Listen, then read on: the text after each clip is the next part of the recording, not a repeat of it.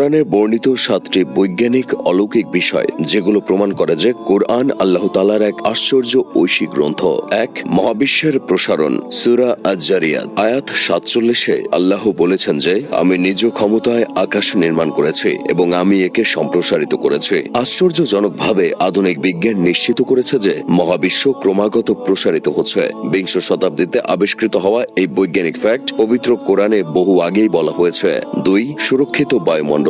সূরা আল-আম্বিয়া আয়াত 32-এ বলা হয়েছে যে, আমি আকাশকে একটি সুরক্ষিত ছাদ হিসেবে সৃষ্টি করেছি। বাস্তব জীবনে পৃথিবীর বায়ুমণ্ডলই আমাদের ক্ষতিকারক বিকিরণ এবং মহাকাশের ধ্বংসাবশেষ থেকে রক্ষা করে এবং এইটা জীবনের জন্য একটি নিখুঁত ঢাল। 3. পানি থেকে জীবনের উৎপত্তি। সূরা আল-আম্বিয়া আয়াত 30-এ বলা হয়েছে, প্রাণবন্ত সমস্ত কিছু আমি পানি থেকে সৃষ্টি করেছি। এই বিষয়ে বিজ্ঞানও একমত যে সমস্ত জীবন পানির উপর নির্ভরশীল এবং জীবনের প্রথম বিকাশ পানিতেই হয়েছিল।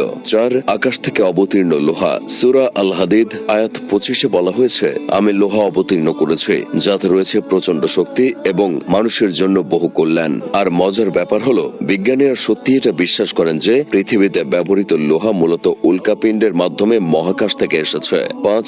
মানব ভ্রূণতত্ত্ব। সূরা আল মুমিনুন আয়াত 13 ও 14-এ বলা হয়েছে, অতঃপর আমি শুক্রাণু বিন্দুকে একটি জমাট রক্তপিণ্ডে পরিণত করি, তারপর জমাট রক্তকে মাংসপিণ্ডে, অতঃপর মাংসপিণ্ডকে হাড়ে এবং হাড়কে ঢেকে দিই মাংস দিয়ে। আর আধুনিক ভ্রূণতত্ত্ব এই ধাপগুলো ঠিক সেভাবেই চিহ্নিত করেছে যেভাবে শতাব্দী আগে কোরআনে বর্ণনা করা হয়েছিল।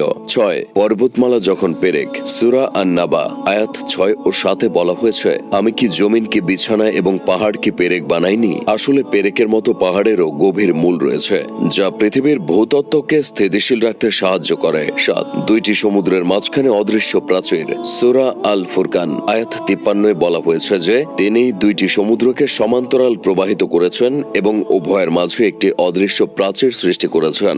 আর বর্তমানে বিজ্ঞানীরা এটা নিশ্চিত করেছেন যে পানির ঘনত্ব এবং লবণাক্ততার পার্থক্যের কারণে সমুদ্রের দুই ধরনের পানি একে অপরের সাথে মিশে যায় না। এবং ভাবলে অবাক হতে হয় যে আধুনিক বিজ্ঞান যা আজ আবিষ্কার করছে, কোরআনে তা 1400 বছর আগেই বর্ণনা করা হয়েছে।